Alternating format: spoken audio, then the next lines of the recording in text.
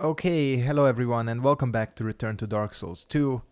I warped back to the bonfire since the last episode, and I'm gonna apologize in advance because this episode is probably gonna go up pretty late compared to when I normally upload. The thing is, I talked about this in my little update video regarding what I should stream next. Um, I couldn't fix the audio issues I was having with my capture card. You know, where it was doing that thing where you could either only hear me from the left side, um, or if you could hear me in stereo, there was like this weird crackling. I looked online and apparently quite a few people had the same problem with their capture card. After, I think it's the 3.10 version or 3.20 version came out for the software, which I'm using Game Capture HD, and they brought out this new thing called, I think they have like this separate program called Sound Capture, and that seems to have screwed up a lot for quite a few people with their microphones, where it was doing that thing that mine was doing, where you'd get this weird crackling. So essentially what I had to do is I had to reinstall a previous version of the program, which did actually fix the issue. However, now the actual recording thing was broken. So I tried recording. Good thing I tested it too, because the file was corrupted. So I kind of had to mess around with that, and I managed to figure it out, and it's good now. But that means the episode is gonna be a little late. But yeah, as you saw, I just got a key there, the heavy iron key. That's what I got, right? Because I wasn't even paying attention. I looked it up online before starting the episode. Uh, Iron key, yeah. I think this is the one that...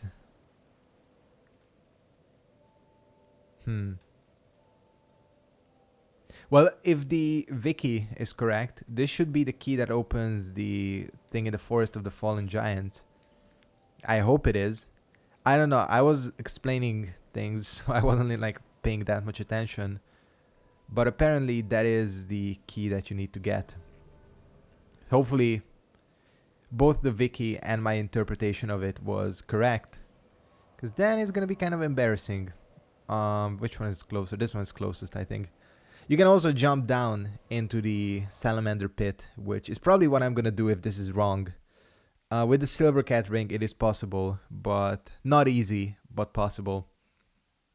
Anyways, in this episode, as you can see, first of all, I'm going to get the key to the second DLC, as well as I'm going to head back to the Shrine of Amana to essentially take care of the whole stuff with Vendrick that I started in the previous episode.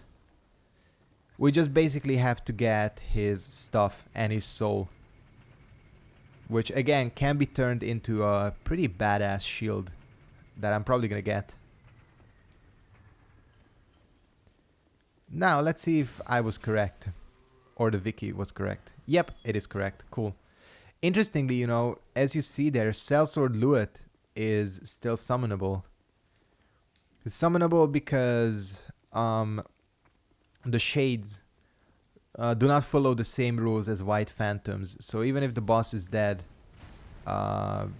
you can still summon shades. These guys are extremely annoying, by the way. They have one of these fucking weird hurt boxes. You can see how he's like pushing me around. Wow, God, I don't remember these guys being so annoying. I literally can't dodge. Because he's like, I'm like caught on him. It's especially weird because I'm playing quite a bit of Dark Souls 3. Because, oh, that missed, yeah. Because I'm preparing for Ashes of Arandiel, which is coming out in 2 weeks. I want to get my character up to... Well, I don't know. I still don't know what the level recommendation for the area is going to be. But I think if I get... This is not the way, right? No. But I think if I get myself up to Anor Londo, I should be okay. This is not the key. Fuck, these guys are annoying. You know what? Let's just get the thing and go.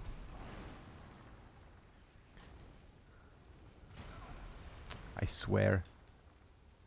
Again, I don't remember these guys being... See, he hit... I wasn't anywhere close to him and he still hit me. Alright. A nice nod in this DLC is that they give you the Rebel Great Shield along with the other items.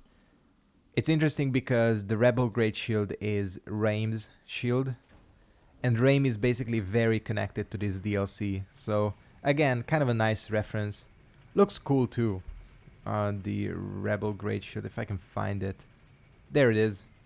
It is, yeah, it's badass looking. It's terrible stat-wise, but still. We can give it a pass. Alright, next thing is to head back to the Shrine of Amana. I definitely will get to the second DLC in this episode. It's just gonna matter on how long this takes, but I think I'll make some good progress there as well. I mean, we have 30 minutes. I think it's this one, right? Yeah. This one is the closest. Anyways, we are currently on episode... This is episode 31 for this playthrough, if I'm not mistaken. So we probably have at max 15 left. I would say that with all the 3 DLC packs and the Scholar of the First Sin content, this is definitely the longest Souls game to complete. There is a lot of content here, and I'm not going to be doing 100% of it.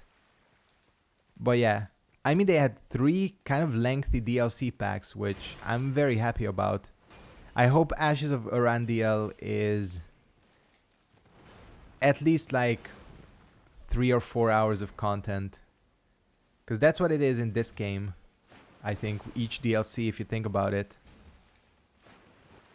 Maybe a bit more. Well, it depends on how long it takes you to get the bosses, I guess.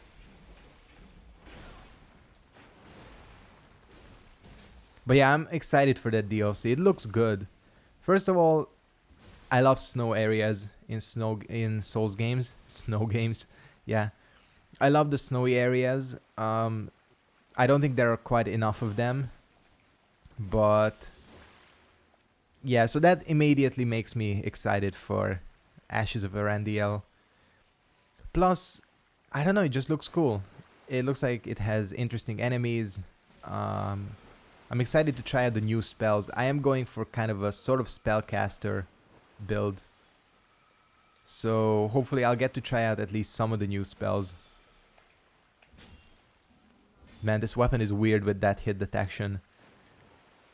It's something I've not noticed until I started using it. Where the hell did the Drake or the Dragon Rider go? I definitely did not kill him. Well, maybe I did. So this is the door leading to Vendrick's, I guess, like, crypt. Well, it's not really, but, you know, this is where he left his stuff. So this is the Soul of the King. Pretty important item. But more importantly is this chest, which contains his stuff. And the King's Crown is especially important because it does count as one of the crowns you need to collect. Plus, Vendrick's set is kind of cool looking. It has that badass cape. There are 2 sets in this game that allow you to cosplay as crows from Game of Thrones. This is one of them, and the other one is the Llewellyn set. I guess the Llewellyn set looks more like Ned Stark's stuff from season 1. Like that, like, you know, like this big, heavy cape. But I don't know. They both look awesome. Anyways, that is that. All I gotta do now is visit... God, what is the crow blacksmith's name? I want to say Cornix, but no, it's... I forget. Whatever. You know, we have to visit her because I want to get that shield. Not sure if I have the stats for it, but I want to check it out anyways. The King's Shield. And now, of course, we can go back to Vendrick again and get some more dialogue, which is kind of important. This is cool looking, Durgos hat. It's interesting because it does actually affect gameplay too. I think that's cool.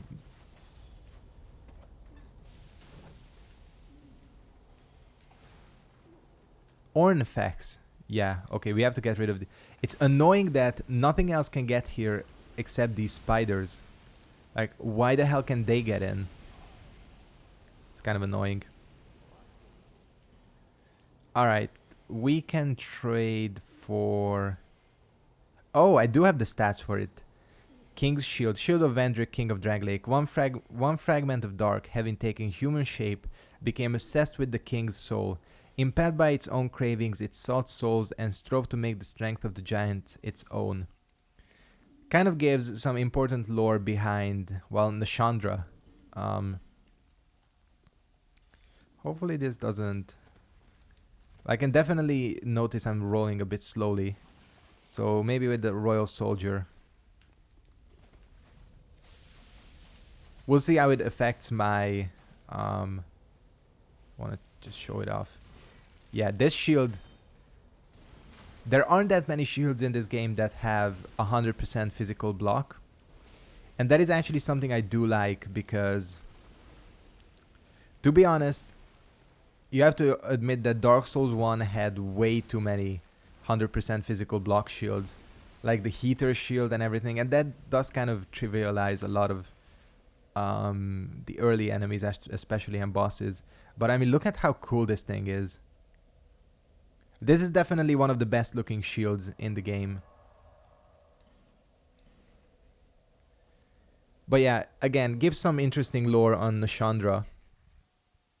She is basically a fragment of Manus. Because, well, as it turns out, Manus can't really die. Or, well, he didn't really die when we killed him. He just split into fragments. And some of the fragments kind of grew a will of their own. And became, you know, like Elana, Nashandra, and we'll see a couple more. Anyways, speaking of Shards of Manus, we are going to be seeing one quite soon. And each of them kind of seeks their own king. That is kind of their lore, you know. Elana sought the... I don't think the king of Shulva is ever named, but him. And you know, we'll get into the lore of this area, because this one is kind of interesting. But they basically... Well, not all of them are evil, because we'll see one who's not. But some of these other ones, they basically seek power in some form or another. That's why Elana, for example, corrupted the dragon.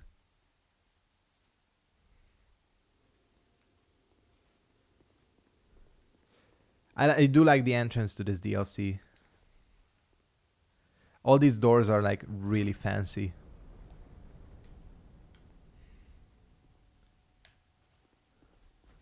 But yeah, time to go up.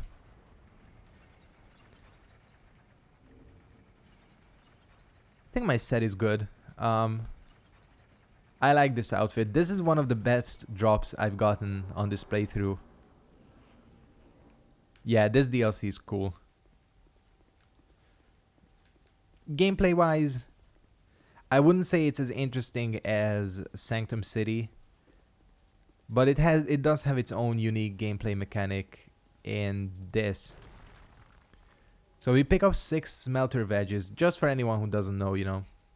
I don't know how many people watching this have played this game, probably most of you, but you know, there are some people on my channel who only joined at Dark Souls 3 or Bloodborne, you know, they might not have this game.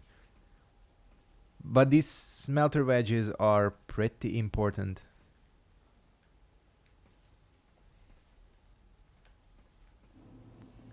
And we are here, Broom Tower, which is not the same place as the Old Iron Keep, because that is actually quote unquote the palace of the Old Iron King, but this one is kind of the palace as well. I don't know. He definitely was here once. And this is her.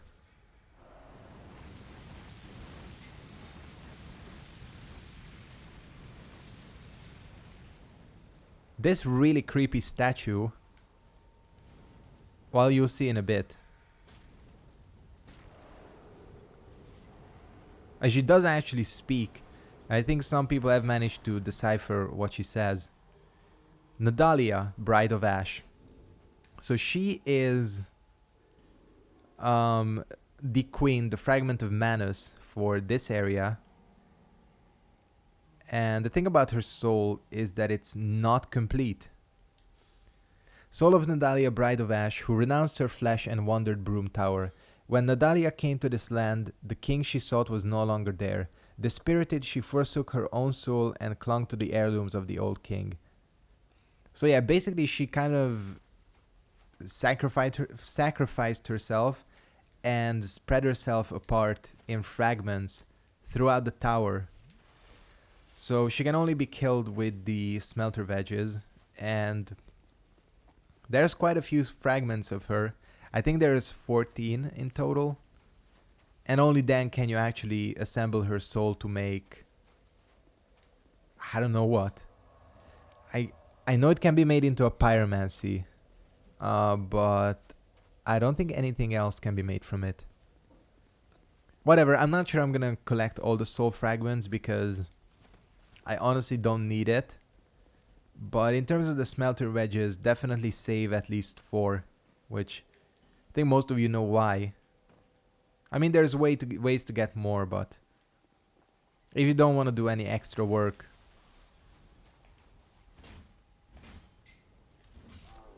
These enemies, this is the only thing I don't like about the 3 DLCs in this game, is that the enemies in all 3 of them are very similar. They're all kind of these knights with quite a bit of poise who kind of hit hard and use kind of more heavy weapons. So yeah, that's the only thing I don't like, is that again, all these enemies feel kind of similar-ish. The other thing that's kind of a disappointment is that there's only one unique weapon these guys use. It's the sword. You'd think they'd have the unique axe as well, but they only drop the normal battle axe. I think that's the unique sword. Why am I trying to parry? This is not the best shield for parrying, obviously. You know what, we'll use a Divine Blessing. I mean, at least I'm using them, right?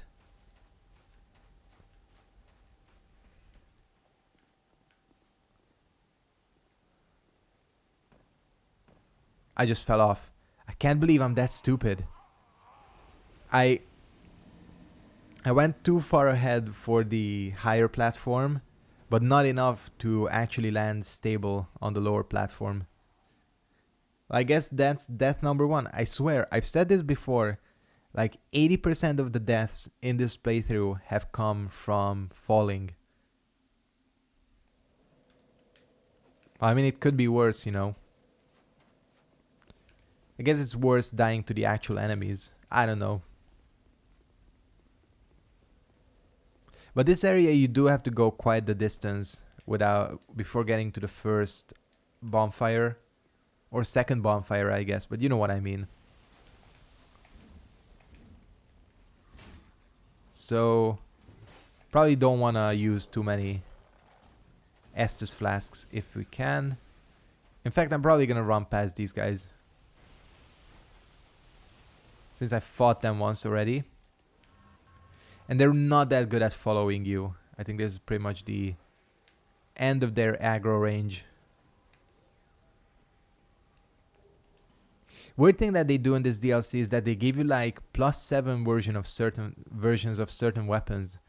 I think it's if you want to use something new, or if you don't have an upgraded weapon, you come here too early. They're kind of hinting, I guess, that you should upgrade. I mean, there's a Titanite slab right there. for the very same purpose. There's statue number 2, which we probably don't want to piss off. Oh, we just pissed it off. So that's the other thing it does, aside from cast that firestorm spell, is that it can... Shit, did not want to do that. It can cast this iron flesh effect on these enemies, which again gives them even more poise, and I think they also take less damage. Why am I not using my 100% block shield? Whoa, this guy just fucking freaked out. Luckily you can still backstab them, and it still does a shit ton of damage. Alright, this is the other one I tend to destroy, because you get 6 smelter wedges initially. Oh no, I shouldn't have destroyed this one. But I can get more. There's an area to get more. So we'll be fine. But yeah, I don't remember what she actually says in her dialogue. Like I said, some people have deciphered it. I think it is actually reversed. So yeah. She says nothing too interesting, to be honest. Dance of Fire. There are, I think, like 3 unique pyromancies in this DLC. Some of them are good. But obviously, aside from Flame Weapon, we don't really need too many pyromancies.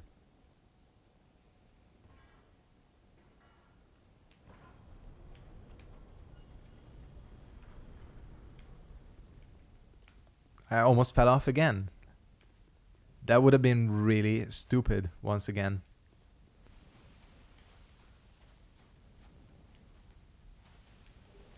Obvious ambush, I would say. Oh yeah, there's also a halberd version of... Oh, okay, shield. Thank you for not working. I swear I had the thing up.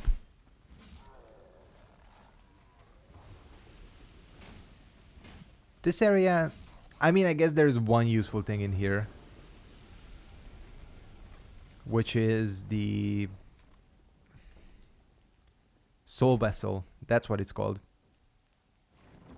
I guess I'll collect it. I mean, I'm not gonna respec. Or 2, actually. We might as well get it.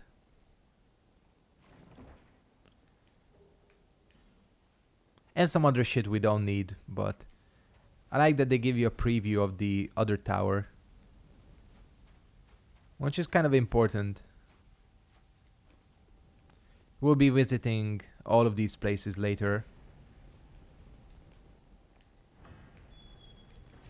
I mean, technically, I would say that if you don't do any of the optional stuff, this DLC is a lot shorter than... Yeah, these guys kill themselves, but they have a huge explosion range, so gotta be careful, you know. But again, if you don't do the optional stuff, this DLC is shorter than the other one. Because... Okay, that's what I wanted. Push him into the flame. Took out that guy. For a second I thought it didn't, that's why I paused. But no, it did. Will I actually be able to get to the first bonfire here? Oh no, that's farther up. Yeah, there's still quite a bit to go. I think. I honestly don't remember now. It's been a while, and a lot of this area is kind of same looking, to be honest. Oh no, we'll be able to get to the second bonfire.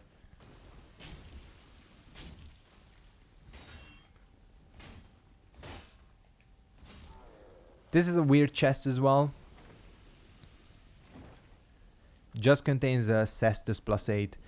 And this isn't even the red one, if I remember.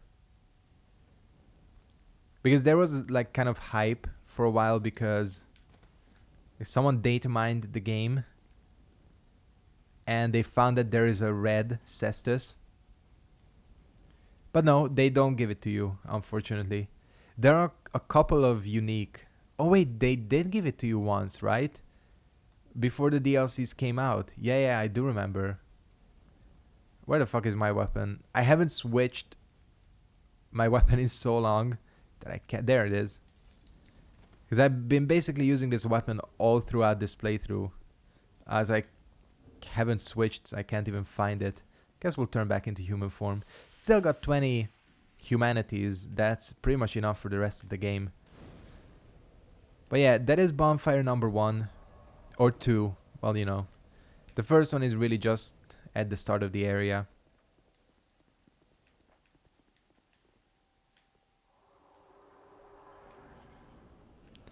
And yeah, this is kind of the main area of this place, I guess. I don't know. Oh yeah, nothing works yet because you have to reactivate the tower. This is kind of an annoying section coming up. So I'm 26 minutes in. Hopefully I can do it. That was the bad way to do this. What you're really trying to do is one-shot those enemies. Because otherwise, the more you sort of accumulate down there, the worse it gets. Hopefully it's gonna be coming. This is another one of those doors you have to get the... Oh no, it's not. Thought it was one of those doors where you have to get the enemy to open it. Come on. No, fuck, that's really bad. Again, that is not what you want to happen. Because the more enemies you let fall down there, the worse it gets. And it kind of positioned them in a way where you kind of accidentally get quite a few of them to fall down. Alright, you know what? What? Wait, how the hell did that happen? These guys don't explode if you hit them normally. Alright, this is gonna get kind of boring, but we are gonna have to snipe here. As you can see, there's a statue down there. And that statue can be kind of a pain in the ass. Because as soon as you get down there, it's gonna cast the fucking Iron Flesh spell on all these guys. Making it really difficult to get through.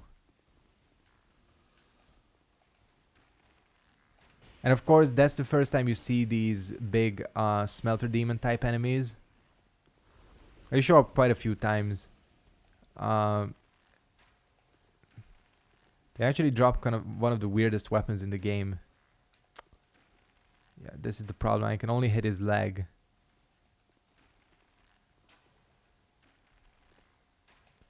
There we go.